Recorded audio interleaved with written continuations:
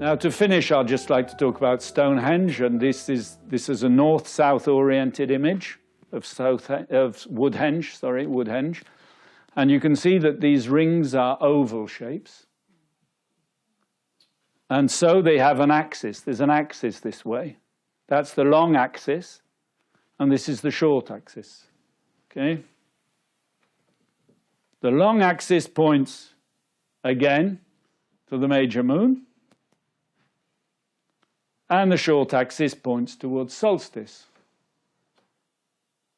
So it's not the same orientation as the Stonehenge horseshoe shape, which is orientated towards the solstice, summer solstice.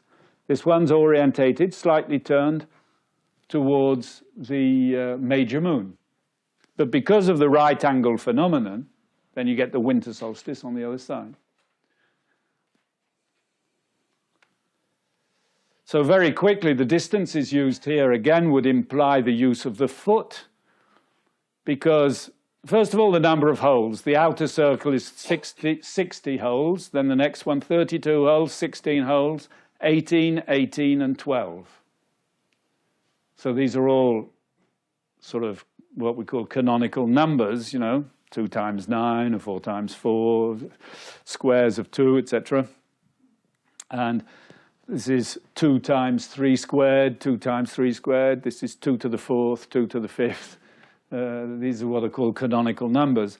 If you add them all together, you get 156. So there are 156 holes there altogether. As far as dimensions are concerned, the outer circle is 150 feet long, which would suggest the use of the foot, and 136 feet wide, which gives it a ratio of 10 to 11. So instead of being exactly circular, it's 11 long by 10 wide. Okay? The next circle in is 130 feet by 117 feet, which is a 9 to 10 relationship. Then the next one in, 85 to 100.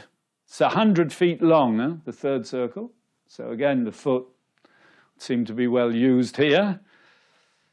Okay, then 65 to 77.77, and 50 to 60,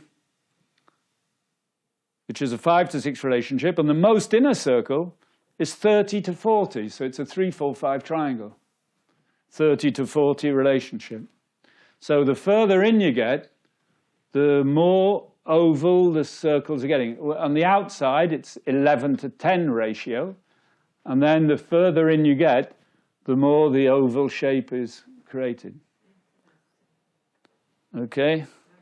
Now, if I look at the progression of the distances, I thought that was interesting to look at. To go from the first circle to the second, you multiply by 1.5. To go from the second to the third, 1.3. The third to the fourth, 1.3. The fourth to the fifth, 1.3. So it would seem that these distances are linked to they're not additioning measurements, they're multiplying. You multiply this by 1.3 to get that one, then you multiply that one by 1.3 to get the next one, you multiply the next one.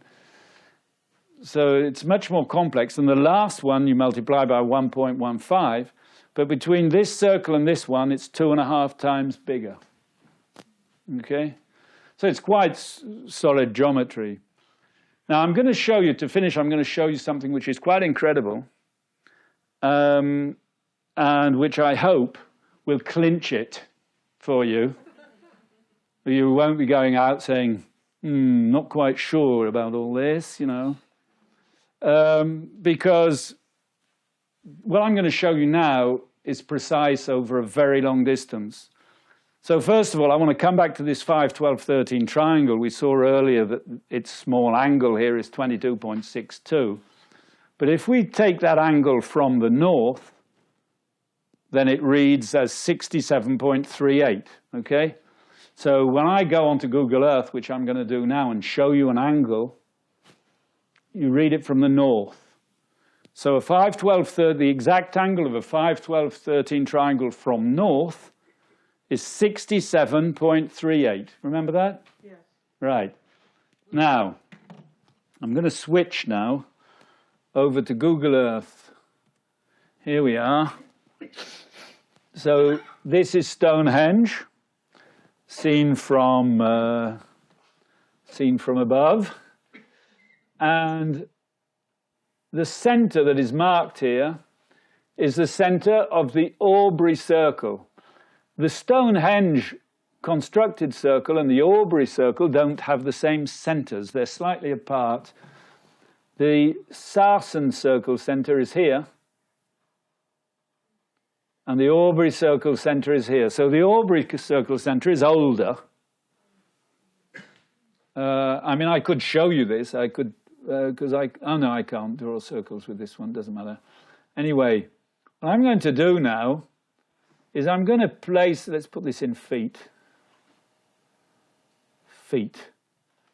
I'm going to place a point right in the center of the Aubrey circle. Oh, I'm not quite in the center there. Let's do this better than that. No, I just want to make sure, you know, let's get this precise. So, right. Okay, let's say that'll do. I am there right in the center of the Aubrey circle, which is this outer circle here. Okay? And this is exactly the center. Now this line, I'm going to draw it to the center of Woodhenge, because the Woodhenge center, we can know it quite precisely. We have 6 circles going round it, you know? So we can find the exact center of Woodhenge. And here's my line coming up from there, look. Right. Do you remember the angle of 5, 12, 13 from the north? 67.38 degrees. Here we're over a distance of 10,034 feet.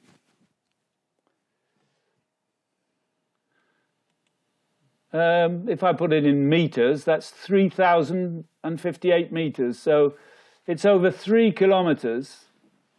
Okay? If I zoom out here, you'll see the scale of this. I'm going from the exact center of the Aubrey circle to the exact center of the Woodhenge circle. And we have the exact angle to 1/100th of a degree of a 5, 12, 13 triangle.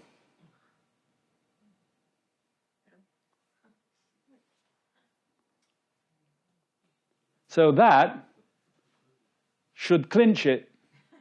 No, don't you think so?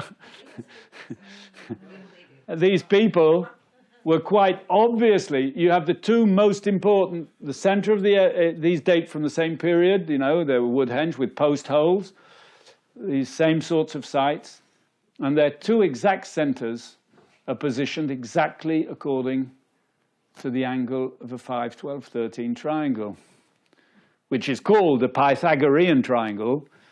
Pythagoras would be born some 2,500 years later. Okay? So that is something which is quite astounding, and which we can see, in fact, let's zoom in on the Woodhenge Center, because just so you can see that is the center, let's put the different circles around it, you know. There you go. We're right in the center of that circle. Okay.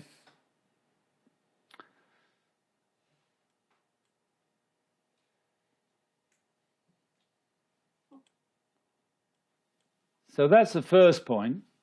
But I also noticed that the cursors here, that long thing there, seem to be pointing exactly to Woodhenge. And so if we draw a line, no, that's not it. If we draw a line from Woodhenge along the axis of the cursors, we find it has a particular angle. It's 1 high by 9 along. So it's a 1 to 9 relationship. But if I zoom in here, you'll see that that line actually traces the diagonal of the rectangles here. It goes from one corner to the other. Do you see me? You get that? So in other words, it's the extension of the diagonal right along that cursus. And then to finish, if I extend the other diagonal here of the Stonehenge station stones, here you can see them, these two stones. There's one, there's the other. This goes right through the center of the Aubrey circle. Let's get rid of the south and center. Right through the center of this one. That is perfectly exact. Okay. This line will then go through a barrow here, which nobody really knows about. It just touches on the side of a big barrow here. And it meets up at the end of this point to the line coming from Woodhenge here. Now the cursor today stops at this point. I would suggest that initially it went into this field. And maybe one day with the new technologies, they may find something at this spot. I've been there, I can't see anything on the ground. And so the whole of this led me to, you have this equinox, but the whole thing led me to build this grid, which shows how these different monuments, the Cursus, Woodhenge, and Stonehenge, and different other monuments seem to have fitted in. If I go onto this grid, look, these are exactly along it. These barrows are exactly on it. And you have other barrows which are fixed on it as well. And so I would suggest that that grid was a grid system which was used to, that's not what I wanted. Did I want this? Yeah, to fix Stonehenge together. Now the distance in feet was 10,036 divided by 13. It's divisible by 13, and it gives you a distance of the grid of 772. So there we go. That's the grid system, which seems to include Stonehenge, Woodhenge, the Cursus, okay, and you have the double square here, 3 by 6, the 5, 12, 13 triangle here, and then 2 by 18 for the Cursus, a 1 by 9 angle. It's interesting to know that if you go on Wikipedia and you read about this Cursus on Wikipedia, it says it's east-west orientated. But you can quite clearly see east-west is this line.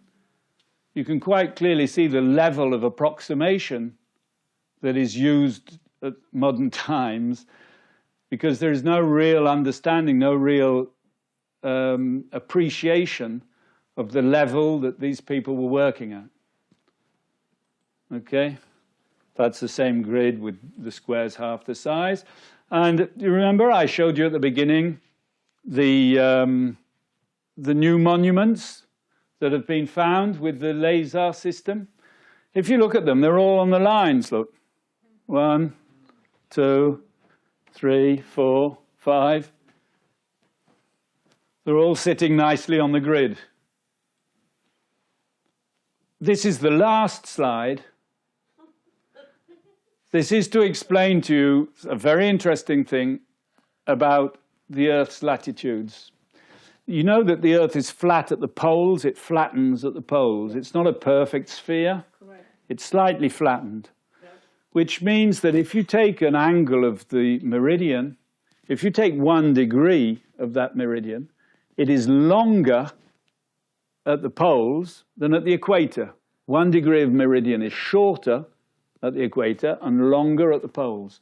So for any given latitude, you can calculate the exact length of 1 degree of meridian. Okay, the precise length of 1 degree of the Earth's circumference at that latitude. And so there are distances given here. But if you take 1 degree of latitude Stonehenge, the exact latitude of Stonehenge, the degree measures 365,000 feet exactly, which is rather strange. There's even a 0 behind it, look. It is perfectly precise. 365,000 feet is the exact length of the meridian. If you put that into meters, it's also an exact number of meters. How many? 111,252 meters. An exact number of meters. There are no inches, no centimeters, nothing after the decimal. It is perfectly exact. And so the latitude of Stonehenge actually gives a perfect ratio between the meter length and the foot.